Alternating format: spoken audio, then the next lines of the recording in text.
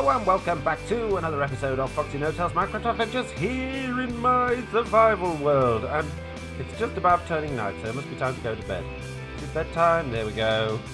Right, it's been a long time since I last did a video, and I feel like I owe you all a bit of an explanation. I'm sure I've said this before, but I am a very busy person. I have a job, I have children, I have a house to look after, and I just don't get that much time to record videos. Certainly not at the moment. It is currently summertime. It's just about to be August, and yeah, so I'm trying to find time where I can to do recordings, but don't expect videos particularly regularly at the minute. Hopefully, as it gets towards winter, I'll have more time and I'll be able to do some more videos. But there's a few things. I've been had a little bit of time to play in my survival world, not a massive amount of time, but I'll show you what I've been up to. One of the first things is, it's not particularly amazing, but I've got 1, 2, 3 new bookcases in my enchantment room, which should allow me to get higher levels now. I have loads and loads of lapis, and you'll see where I've got all that from in a moment. What else have I been doing? So, outside here, this is probably the biggest change. Oh, my roller coaster. Yeah, in the last episode, me and Jack made this a roller coaster that went around the barn, and it was a bit of a disaster, and it wasn't very good. So I decided to change it outside of the video, and I made this, and I think it's pretty good. So let's have a quick go, and I'll show you what it's all about. So you go up here like this, up the big hill, and you go around the corner like this, then you go whee, and over the hill, and down again. And to be fair, Minecraft roller coasters are pretty boring, especially on the PC version of Minecraft, which is what I'm playing on, because minecarts go really slow now for some reason. I don't know why, but they do.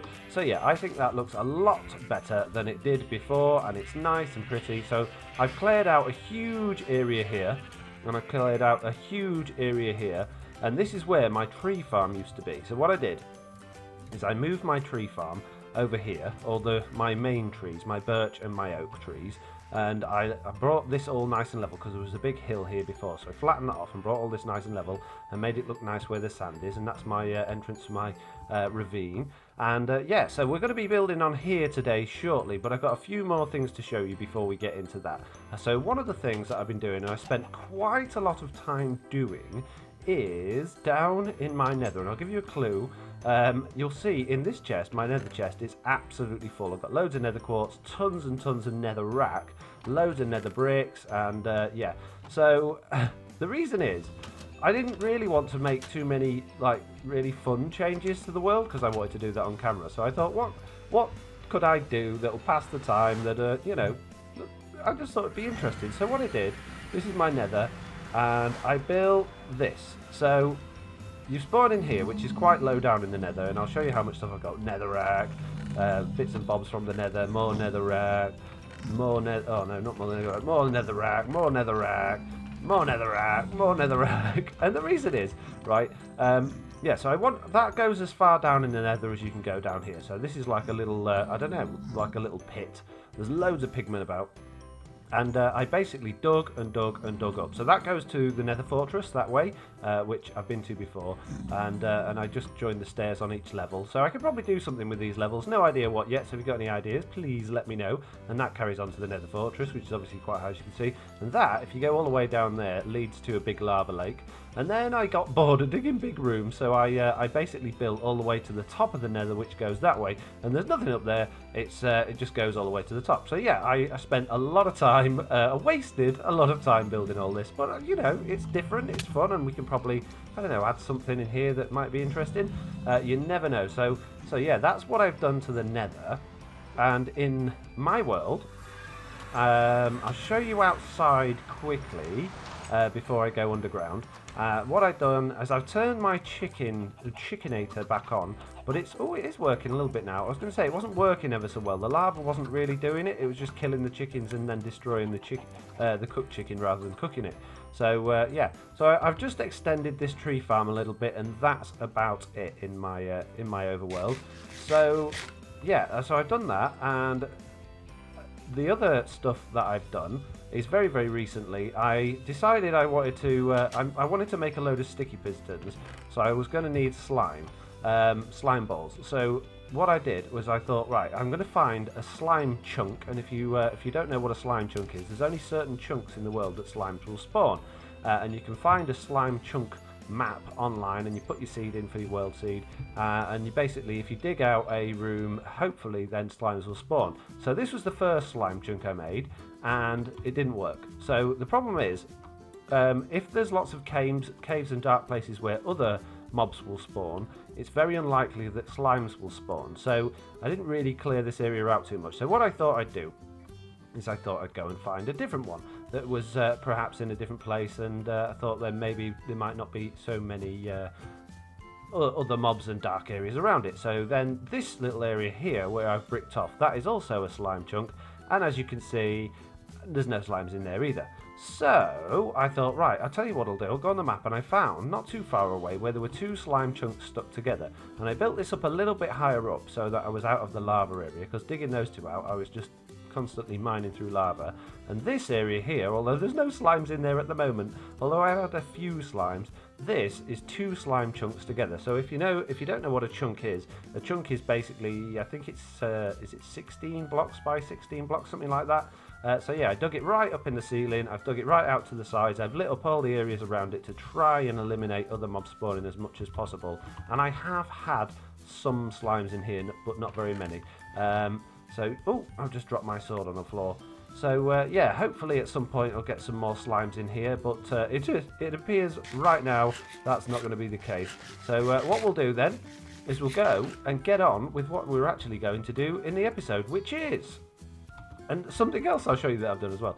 Yeah, there's a village right near me, and the poor old villagers are constantly getting hurt by the zombies, and I'm constantly fending them off from the zombies and skeletons and spiders and all sorts of other things spawning around there, because the area that they're in is their village is sat right over like loads of mine entrances. So I've gone over there, I've put loads and loads of torches down, I've covered the area, as many of the holes as possible to stop things spawning underground and climbing out and getting them, and I try to protect them, but I'm getting a bit fed up of going over there and protecting them, to be honest, because I don't want to lose the villagers. Not that they're particularly useful for anything, but they, yeah, I don't want to lose them. I like having them in the world, and I know there are other villagers, but this one is the closest to me. So what I thought was, how am I going to stop them getting hurt and protect them? And I thought, well, what if I could get them over to my house and build them some sort of little shops that they could live in? So I thought, oh, that's a good idea. So I designed a shop that had like a daylight sensor. Oh, there's a little hole here. So see what I mean? There's a massive area underneath here that lots of stuff spawned in. So let's quickly go and block that off. Yeah, so I designed a little shop that uses a daylight sensor to bring some sort of iron bars down to stop the zombies sort of getting in at night time and hurting the villagers. And what I thought I'd do is I'd build that where my tree farm used to be at the front of my house, and get the villagers over there. And I thought you could get villagers on a lead. Look at all the torches I put around here, it's crazy. But you can't. It turns out the only way you can get villagers over from one place to another is with minecarts. So that's the challenge. The challenge is going to be getting them over there with some minecarts. I'm not going to do that in this episode because I'm not going to have time. So what I'm going to do is I'm going to build maybe, I don't know, 4 or 5 little shops for them to be in, and then out of the episode, or maybe in the next episode, depending on how complicated the minecart needs to be, because it's going to have to go all the way from that village all the way over here, and then I'm going to have a job of actually pushing the villagers around, trying to get them in a minecart and then push them over here. So it's not going to be easy, so I might do that out of episode. But yeah, I'm going to, well, build a track at least, and then maybe do pushing the villagers around in the episode. But I'm going to build the little shops here, and I'll show you, obviously, my design that I've come up with. But the first thing we're going to need to do, obviously, is make some daylight sensors. And you make ooh, chucking my potatoes about. Let's just go and put this chicken in this chest, actually, before we start. I know I'm procrastinating, whatever the word is. Yeah. I can't speak. I don't know. Right. Yeah. So daylight sensors. Daylight sensors are basically nether quartz, which I've got loads of, and glass, and wooden slabs. So I've got loads of wood. I'm going to make the slabs out of jungle wood because I don't like jungle wood, and you don't notice it on there. So I'll make a load of slabs, and what you do is you go across there like that, and I'm going to make loads of them, and you go across there like that, and you go across there like that. And now I should have 21 daylight sensors. I don't need 21 daylight sensors, but I might as well have them because you never know what might come up in the future. So the design, I'm going to do the first one out of light blue wool, sorry, and white wool. And let's just have a bit of a shufty. Let's have a clear out of my inventory a little bit. We're not going to need that. We're not going to need an axe. We're not going to need a bow. Hopefully we won't need a sword. We are going to need shears. We're going to need a gate. Right, so let's start building from this. So we'll start in this corner here, and we'll do the first one sort of around about here. And the way I've designed it is basically stripy, like this. So we've got 2 layers of blue and white. Oh no, I'm going wrong already. It was much easier to do when I was concentrating. Yeah, and then a couple of rows back, like so. And then, excuse me, touch, and then white there, white there, white there, and white there, and blue there, and blue there, and blue there. So it's not a very big shop. This is sort of the size of the shop, as big as it's going to be. And then I do need my spade. I'm going to just dig the floor slightly like this, just to make it all match, make it nice and pretty. And we'll do a nice blue stripe across the back, and a white stripe across there, and another blue bit there. So that's the shell of the shop, and the village is going to be around about here. So then we need, let's put that there for a second. Then we need to go up another level like this. 1, 2, 3, 4, 5, 6. Oh, missed. Wrong place. Get that one. Yep, there, and there, and there, and there, and there. And now, hopefully, if we bring it across like this, I believe, and I get some sticky pistons like that. I've made 3 already. Then we can go 1, 2, 3 like that. And get some iron bars, which I've made 3 of already.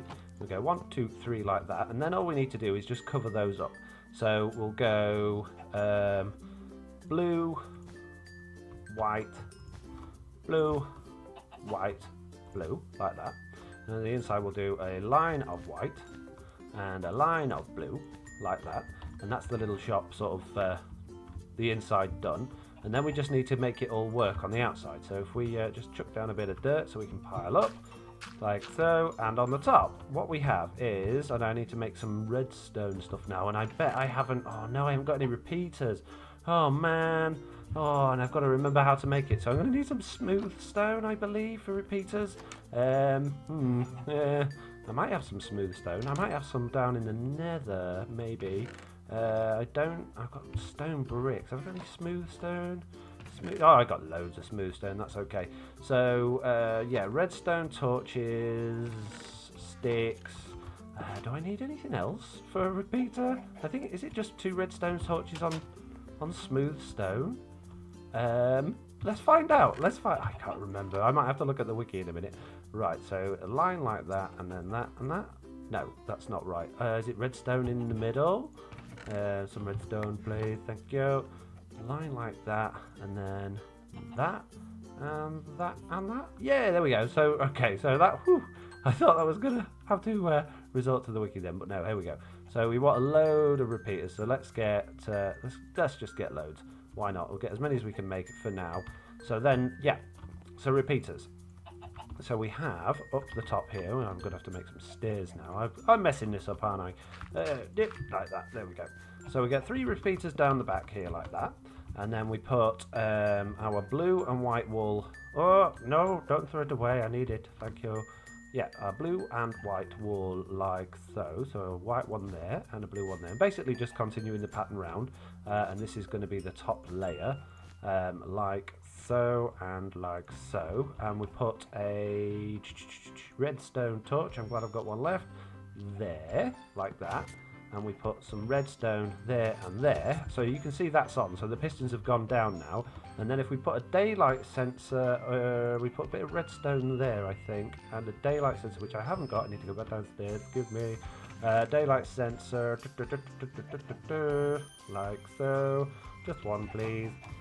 Up at the top, up here, either side of that redstone dust, and what that does is at night time, it will deactivate, which will activate that. So the shop's shut at night, but then during the daytime it will reactivate and the shop will be open. So yeah, hopefully it will be daytime, not anytime soon. So the shop's shut, and we put a little gate down at the bottom here, like that. So let's go and sleep, and then hopefully when we wake up in the morning, it will be open. So yeah, let's have a very quick sleep. Please, thank you. It's been a busy day, a very busy day. There we go. So now, if we go downstairs and my redstone has worked, the shop should be open for business. There it is. So there we go. Look, how cool is that? A little shop.